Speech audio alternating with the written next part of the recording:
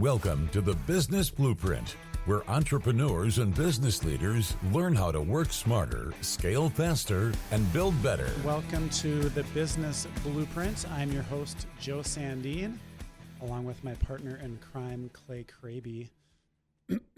Well, last week we had a great conversation with Kendra and Brooklyn from OnSharp talking about the younger generation and what they're looking for from employers, and learned a lot of great stuff. I think in this world of business, we have a lot of great young people coming through the ranks, and we're going to need them in our organizations as our next generations move on and we bring in great young talent.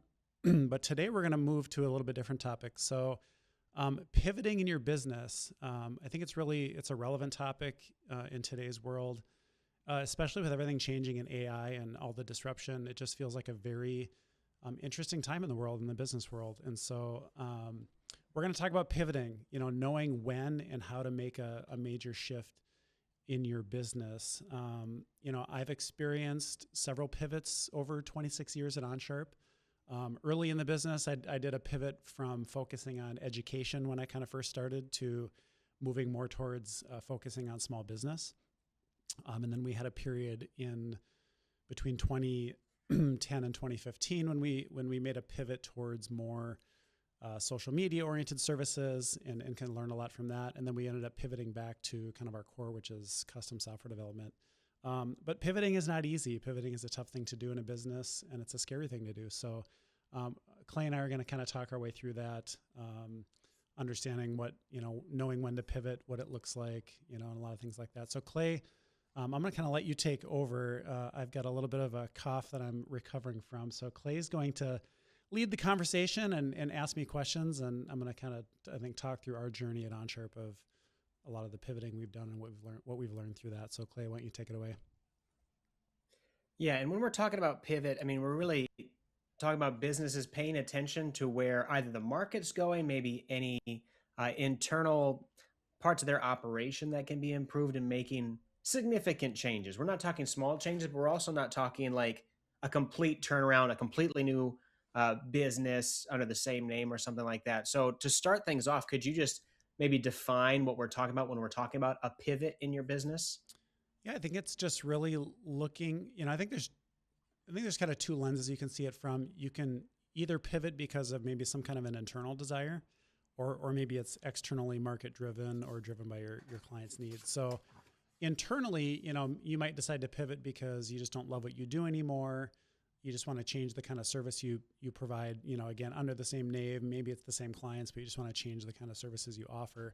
And I think what's very common, especially going on now in the market, is you're just seeing the market shift very rapidly and quickly, and you need to pivot to stay competitive, to stay alive, to stay relevant.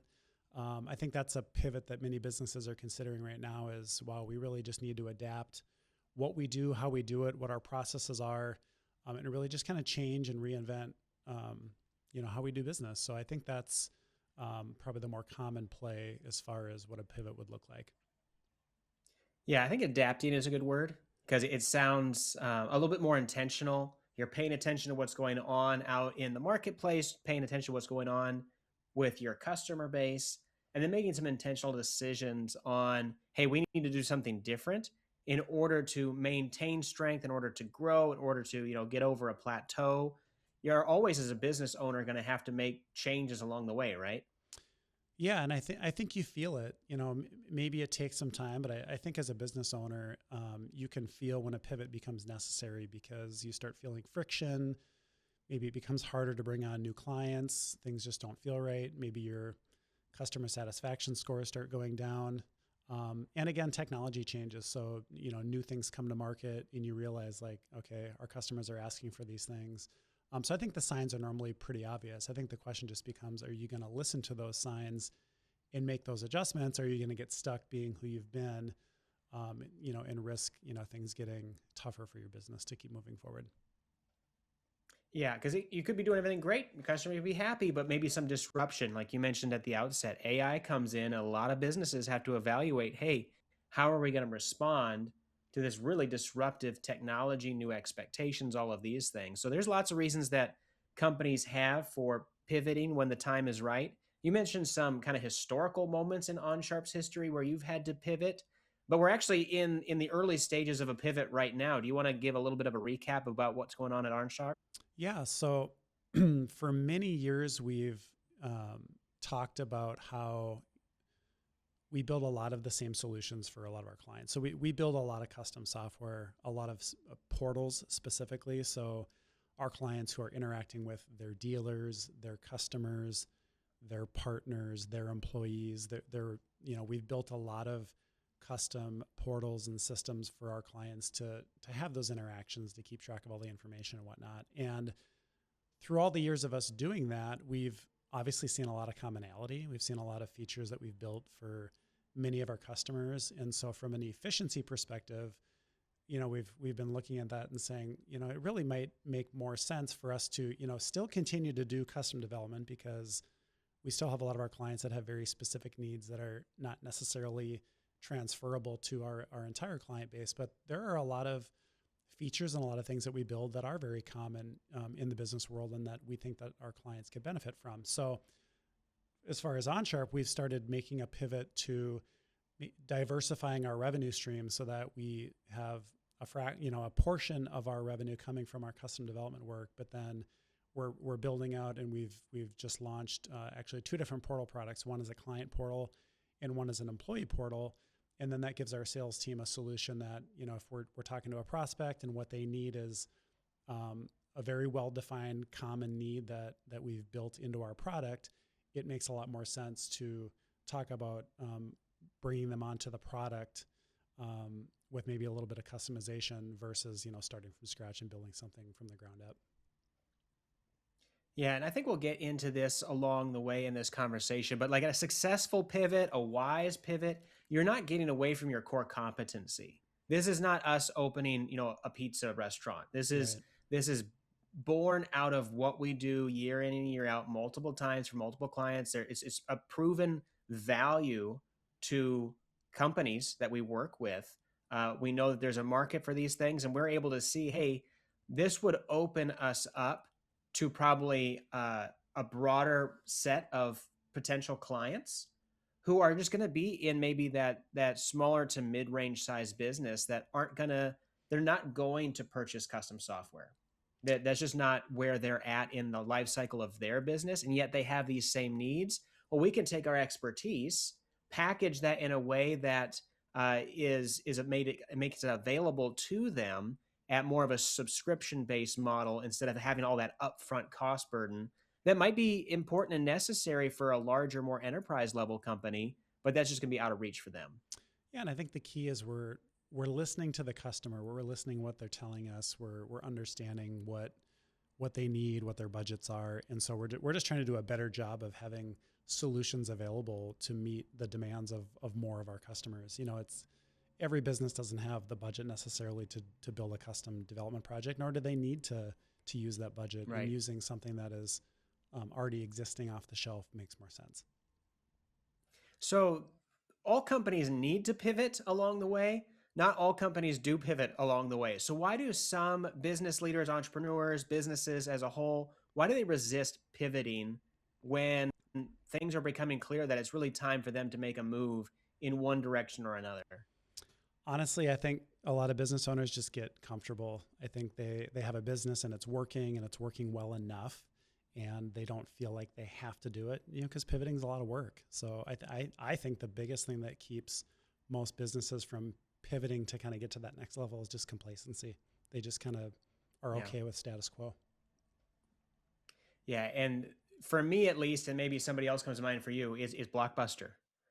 You've got this huge disruptive technology coming through with being able to stream movies, and Blockbuster is locked into their physical location based, come in, browse what's on the shelves, rent a DVD, bring it back late, get charged.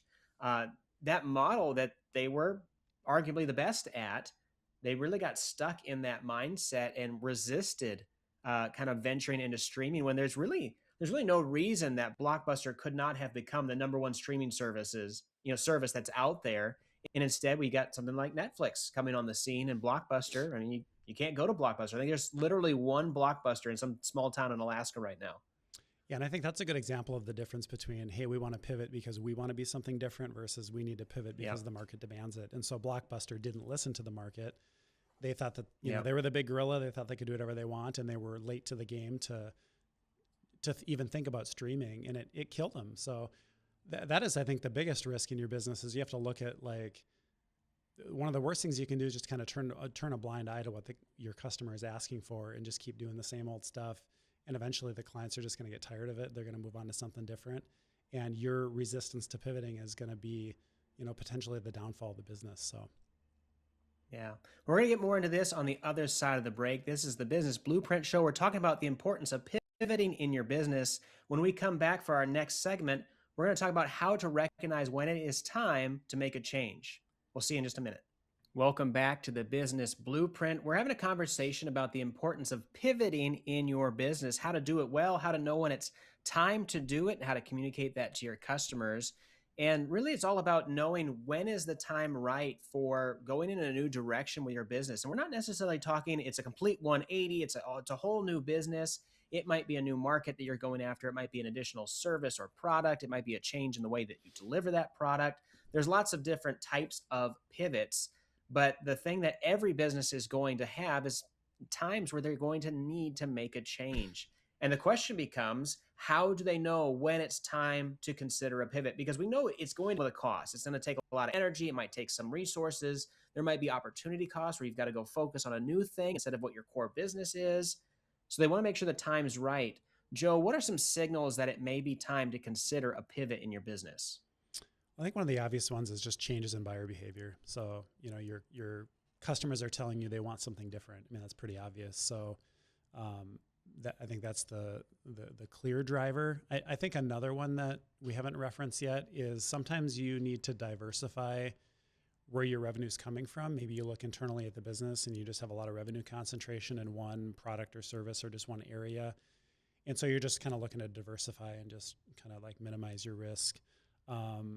I think those are two major ones. And then again, the third one that I mentioned earlier is maybe your passion just changes too. Maybe there's, you've been doing the same thing for a long time and you decide you're getting burned out or you just don't love that exact service. And again, not like you're reinventing the company, but maybe you just want to change where you sit in the value chain or, like just kind of what position your business is in within the model that you already have. So I think those are kind of three of the main drivers. And then, like we've said too, with AI and technology, sometimes you're just forced to. Sometimes the market just changes on you and you're not going to survive if you stay who you were. And so a pivot becomes a requirement of surviving and thriving in the business. Yeah, it's really about trying to look ahead, right? You want to make sure that you're being proactive. You're trying to see where trends are going and trying to decide, okay, is there enough opportunity to justify a change? Is there enough risk about staying complacent, staying just where we are right now? So it's a little bit of a dual equation going on. Mm-hmm. Yeah, because, unless the market's forcing you to pivot, again, you don't have to. And so I think, if you're making a conscious, proactive decision to make a pivot, you have to understand why you're doing it strategically, what you're going to change, what your plan is. Because when you pivot a business, everyone's impacted. All your employees have to understand where the business is going. So I think that speaks to, you have to be very clear about, is your core focus staying the same? Is it changing? Is your ideal customer profile changing in the course of your pivot? Your target market, your messaging, like there's a lot of things that can either change a little or change a lot when you make a pivot. So I think communications is an important piece, both internally with your existing employees so they understand where the business is going and why. And then you have to kind of plan out, what that communication looks like externally too, if you're going to appear, to be a different kind of business offering different services to your clients. Yeah, and there's certainly different degrees of pivots. There's some small things. There's really, large scale pivots. And so if there's one ditch where companies they never change, they never pivot, they just kind of stay where they're at until they eventually die. There's probably a lot of companies too that are constantly just ping-ponging and going from one thing to the next. So how can you distinguish between a real opportunity from just distraction? Great question, because over pivoting or changing every morning when you wake up can be really detrimental and really unstable and stressful to your employees. I think you have to, again, you have to go back to like, look at your roots in the business, who you are, why you get up every morning, your core services. And, really, I think a pivot is kind of like a change in a core service. Like, obviously businesses are adapting and evolving all the time. So like, I wouldn't call every change in your business a pivot per se, but if you're really going to change like how you speak and what you offer, again, maybe to the same clients, but it's different, or it's something new that they're going to have to become aware of and understand that you now do this. I think that's an appropriate pivot. And then I think you just got to be careful. You can't really afford to pivot too many times, and you just have to be very methodical about it and do it in a well thought out way and plan it ahead of time with your team. I think doing, flavor of the month kind of pivoting is a detrimental thing to get into that trap. Yeah, because there is a cost. There is relational capital that you are spending, either internally with your employees or as a brand. You are hopefully building up some trust with, again, whether internal or external audience. And as you make pivots, you're spending a little bit of that capital. And so you want to be able to do it strategically. You want to be wise about when you pivot and how you pivot. Yeah, there's a major cost, and it's distracting. I mean, especially if you're continuing to do a lot of the services that you've already done. So take Onshore, for example. So we're not getting away from custom development. We're just trying to add some product sets to what we do. Again, still targeting the same customer, still offering the similar type of solution, just a different way of packaging and delivering it to the client. So we've had to incur a lot of cost in taking some of our development resources and building out these products, making them, configured and hosted in a way that they can, be done without doing it the custom development route. And so that obviously takes people off the bench that could be working on client work that's custom development, projects, and putting it into a product that we're going to have to go to market and see what the product market fit is. I mean, we know that we have a certain amount of product market fit of our clients, what projects they've done with us and telling us what they want, but like, you never hit the nail on the head. Like you gotta go out to the market with that pivot and that new product or service, and you have to see how the market responds. And you're not going to hit it probably 100% right out of the gate. So you're going to do like some minor pivoting, along with your initial pivot. So it's a process, and it can take some time. Yeah.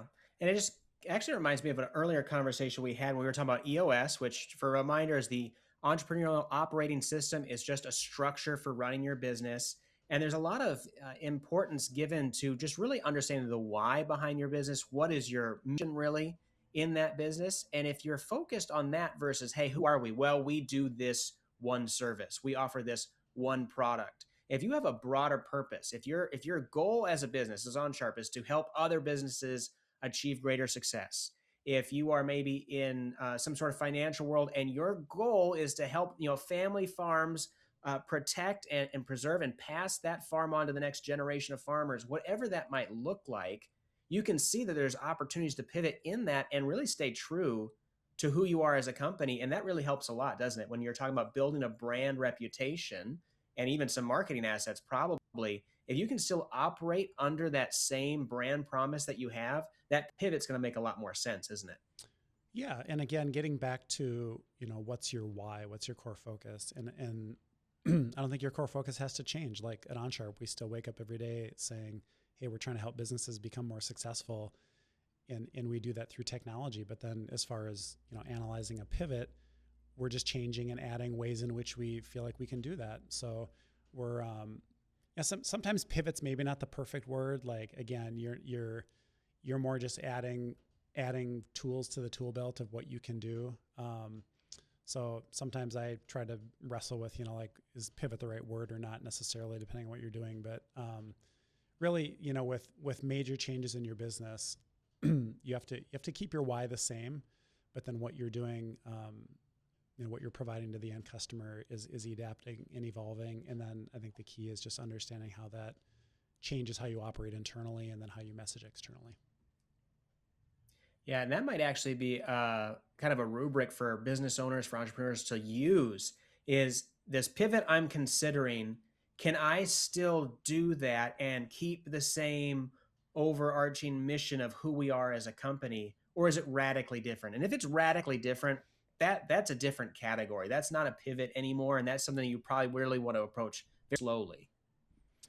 Yeah, and it probably depends on where you're at in the journey of your business. So I think if you're a startup and you're getting out to market with a product or a service and you're realizing that you didn't hit the nail on the head and what you're trying to sell or market isn't what people want, I think there's no limit to how drastic you might have to pivot to find your product market fit.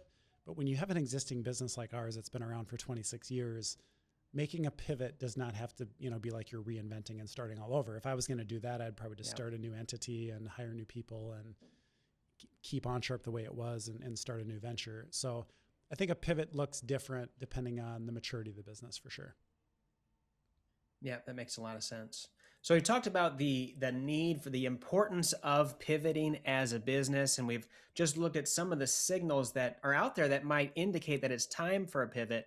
When we come back after the break here, we're going to continue our conversation about pivoting in your business and look at how do you do this without destabilizing your core business in the meantime. So we'll be right back for the Business Blueprint. Welcome back to the Business Blueprint. We're having a conversation about how businesses can successfully navigate a pivot in the way that they operate, the way that they serve their customers. And this is something that business leaders can be hesitant to do because they don't want to destabilize things that are working well now. Not every pivot is because things aren't working. Things might be working great, but you're looking forward and you're seeing that some changes might be necessary. And you want to do this in a way that you don't destabilize your core business. So what's the biggest mistake, Joe, that business leaders make when trying to attempt a pivot in their business? Well, I think the first mistake you can make is not doing your homework and your research first. So you might want to be a certain kind of business, but if the market doesn't want that or need that, I think that's a risky thing to pivot to. So I think before you even get started, you got to make sure you do your homework and understand, like, is this the right, are we seeing the signals that would tell us this is a good pivot to make? Secondly, again, speaking from OnSharp experience, protecting our core business is kind of our number one priority. So in making this pivot to wanting to, diversify and drive more of our business through product sales versus custom development work, we still need the custom development component of our business to be strong. And so I think the biggest mistake you can make is like neglecting the things that you need to do to kind of cross the chasm and make it to the other side. So when we decided to start working on our client and employee portal products, we understood how important it was to maintain the stability of the business and the team and keep everyone busy. And so between operations, sales, and marketing, we worked hard together to understand, okay, what are our expectations? What does sales need to be able to do? How long is this pivot going to take? And really just do a good job planning it out. So again, protecting the core business and understanding like what the risks are and what our timeline looks like and kind of the deliverables that we need to hit was a very key component going into our pivot. Yeah, and in terms of thinking through mistakes, speak to speed a little bit. What's the line here? How can they approach a pivot well? Is this something you want to go slow in? Something you want to rip off like a Band-Aid? What's the best method? Man, it really does depend. I mean, every business has a situation that's different. I think if the market's forcing you to pivot, you might have to move a lot quicker than you want to. And so you can't control the speed and you just have to try to respond. I think when you're making a pivot under your own control, obviously slower and more methodical makes more sense. I always love to move fast. So like I have to be careful not to like create too much chaos when we pivot. But you just have to do, again, appropriate game planning and understanding, okay, what's a reasonable expectation for timeline? What needs to be done 90 days, 6 months, 1 year, 2 years out. I think you need to be patient. I think what's probably going to happen is you're going to have this vision of what your pivot's going to look like, and it's just not going to shake out to be what you hoped it would be. It's going to take longer. It's going to have more road bumps, more detours than you maybe planned for, and you have to be prepared to handle that as well. Yeah, it's probably not be as smooth as it is on paper, right? Yeah, I mean, on paper, everything will just go perfectly, but it never does. And I've over 26 years and several different pivots throughout the years, I've always realized like it's never as easy and glamorous as I hoped it would be. Yeah. So let's take the example of OnSharp. We've mentioned this earlier in the conversation. So for the last over 25 years, we got a quarter century of providing custom software development, which in internet years is like 1,000 years. It's a long time to be doing anything in tech. Yep. And now we're introducing more of a productized model, a SaaS product, a software as a service product. But we on our end, we want to make sure that we are protecting and still serving our existing customers. So how do businesses do that? How do you make sure that if you're introducing a new service, changing maybe the model that you deliver, whether it's your product or service or whatever else, how do you protect your existing customers during a shift? Well, you have to make sure they understand what you're doing and why you're doing it. And so I think good messaging is key. I think the longer time horizon you can give your clients to understand and adapt with you, the better. I think if you surprise them with a really hard, quick pivot and all of a sudden they feel like you're a different company the next morning when they woke up, then you kind of put them in a situation where they literally have to decide if they want to do business with you anymore. So communication is key. I think, plan a year out, start helping your clients understand this is where we're going. This is why we're doing it. This is how it's going to benefit you. And then get their feedback too. I think you're going to learn along the way that the way in which you think you're supposed to pivot maybe isn't exactly the way you should. And getting client feedback is going to be really helpful. Yeah, I was just going to mention that too. And even internal feedback. So real world example for us, we make this change, we make some changes to the website, we start doing some different marketing assets and things like that. But then the real world feedback internally is Kendra, who was on the last episode, says, hey, on the phone, some people are getting confused because I'm talking to them about custom dev, but now it's not quite aligned with that on, top above the fold on the homepage. That stuff still existed on the site. Yep. It's never as clear to a different person as it is to you as the marketer, the business owner. And so we're making some changes, like literally right now as we speak. We've got Brooklyn making some changes to the website to make sure that confusion isn't there. So communicate. You can't over communicate, but you really need to be listening so that you can make, I hate to overuse the word pivot, but so you make some micro changes along the way to make sure that you're doing that well. Yeah. And honestly, you're not going to hit the nail on the head right away. And I think the worst thing you can do is be afraid to make a mistake. And so then you never pivot because you're worried about, oh, what if we do this wrong? And people start judging us like, dude, everyone makes mistakes and you just have to, I'm a big fan of just, we got to go for it. You're always making decisions off the information that you have at your disposal. And so as you get further and further down the train track and you have more information, you understand better of which direction you're supposed to be going, you just keep making those minor adjustments and you get there. And so don't be afraid of making mistakes. Don't be afraid of, stumbling a little bit as you move through your pivot. That's, at the end of the day, you can't build in a silo forever. At some point, you have to introduce what you're doing to the market and see how they respond, and then you have to adapt from there. And unwillingness to do that just means you're never going to be able to pull it off, and you're just going to get stuck, I think, in that mode that we talked about at the very beginning of some business owners just never pivot, never change because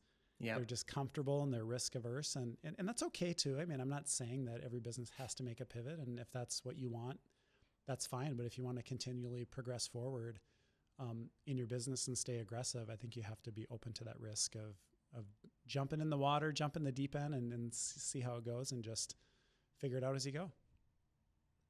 Yeah. If your mindset is wait until you're fully ready, you're never going to do it. By the time you launch, it will be too late. You will have missed whatever wave you were trying to ride. You're going to miss, getting out of the way of some, disruption in the industry that you were trying to avoid, whatever that might be. You're going to be too late if you wait until everything is lining up perfectly and you're 100% ready.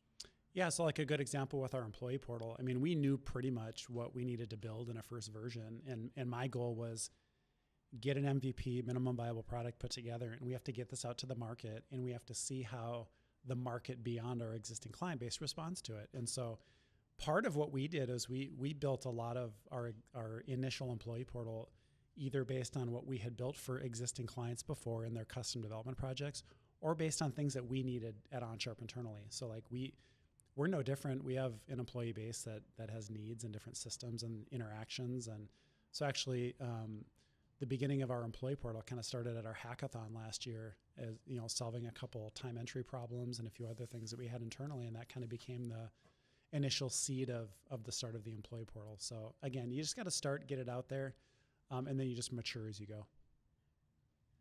Yeah. And so you got to be willing to make a move. I remember, watching a documentary on Ernest Shackleton, famous polar explorer, and he had a line about they sacrificed total preparedness for speed. In their instance, they had to go fast. They're going to freeze to death. Yep. In terms of what their original plan was before they got stuck on the ice.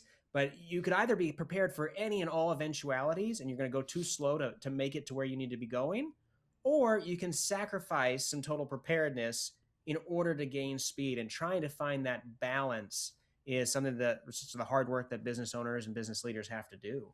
Yeah. And as we're thinking through pivots and trying to mitigate some of that risk, are there ways that you can test before fully committing?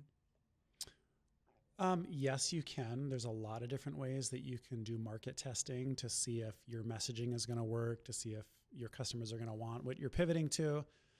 I'm a big fan of, even before you build anything or change anything, do some almost like experimentation marketing and, run some digital ads to some landing pages. You can determine if there seems to be product market fit, for the pivot you're trying to make. The other thing, just go talk to your customers. If you're an existing business and you have hundreds and hundreds of customers, just get on the phone, meet them in person, create an advisory board. Like, I think a lot of business owners are afraid to talk. I think they like to just kind of keep everything inside the four walls and make decisions on your own. And I think that's one of the biggest mistakes you can make, because you're going to build what you think everyone wants. You're not going to build what you know everyone wants. And the best way to figure that out is just go out and talk to people.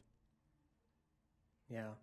Yeah. I mean, you got to test a little bit. You can't just go in blind, say it out loud to some people, see how they react. We picked on Blockbuster a little bit earlier with, waiting to go into streaming. But do you remember Quickster, when Netflix announced before streaming was really taking off that they're going to spin off Netflix, their DVD by mail? They're going to rebrand it as Quickster. I think I do remember that.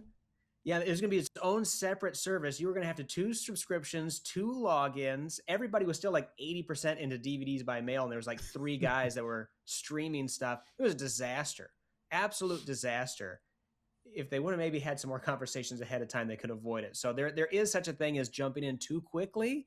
There's also, of course, the thing about being too reluctant to move when you need to move. Well, yeah, and again, to counter that point, I mean, could they have done better research and maybe made a better decision come out of the gate? Yeah, but who cares? They went out. Everyone was like, "What the heck's going on?" But they adjusted, right? They didn't just stick to it.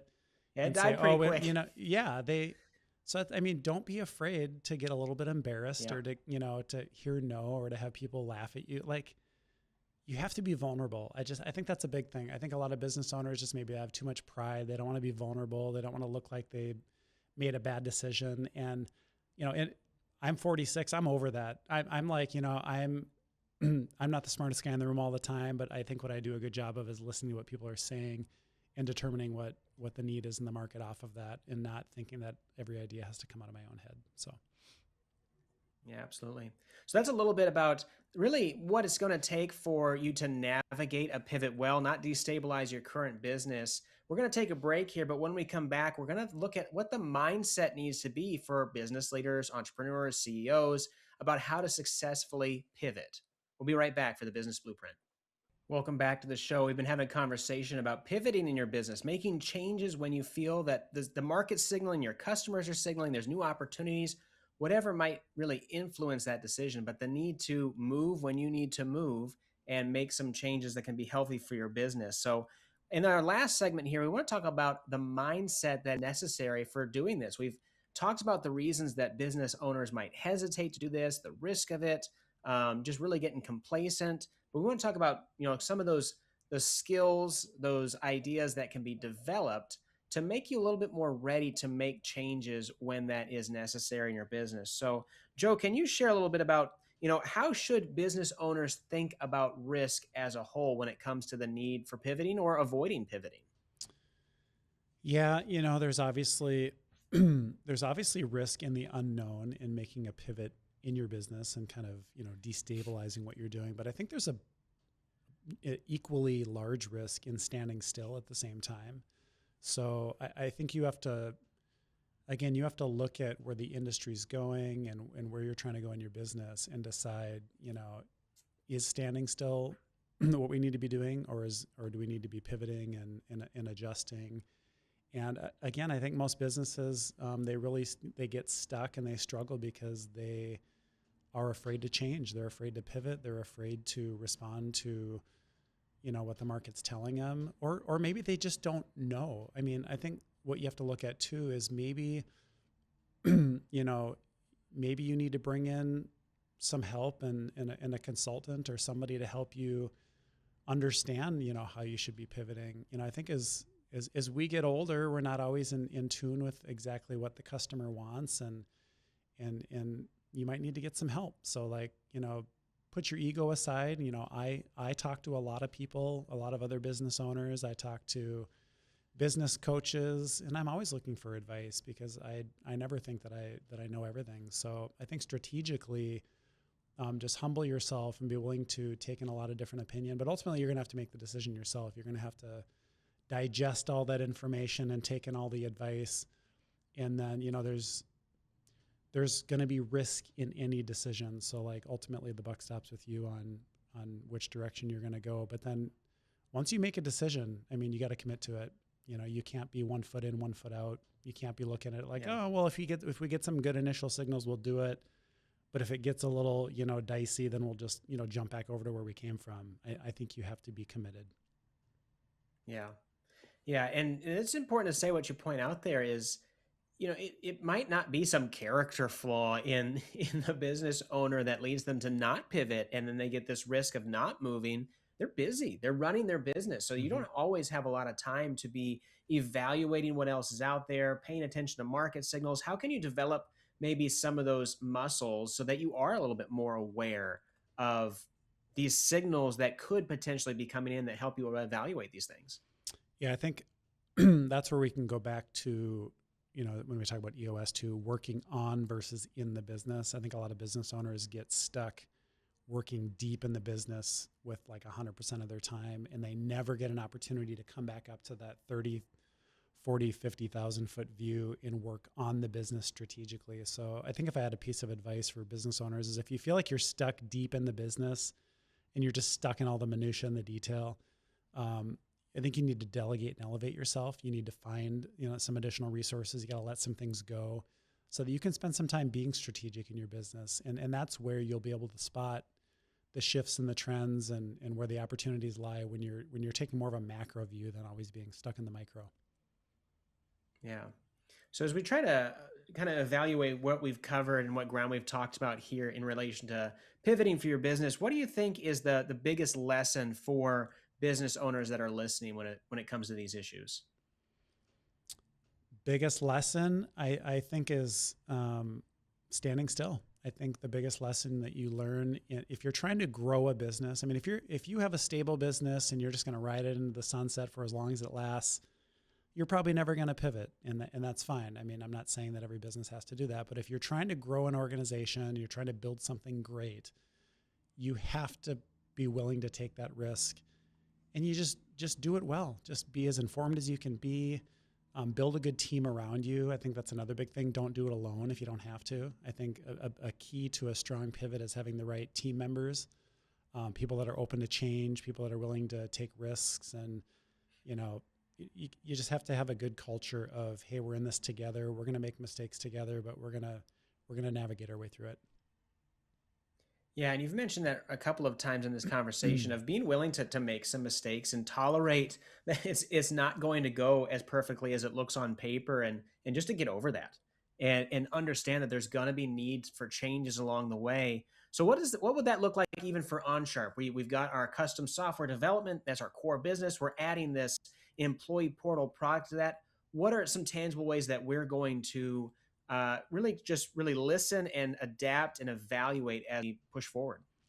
Yeah, again, for us, my big desire was we have to get out to the market and get validation. So my biggest fear was we keep everything internally too long. We build it too far before we let it out. And, if we keep building and building and building and never getting it out to the market to test it. We keep putting all this money and energy into something that we haven't determined if it's proven yet. So my big desire was, guys, let's just, what's the biggest, most important thing to me is the line in the sand that we can draw to say, okay, we're out to market.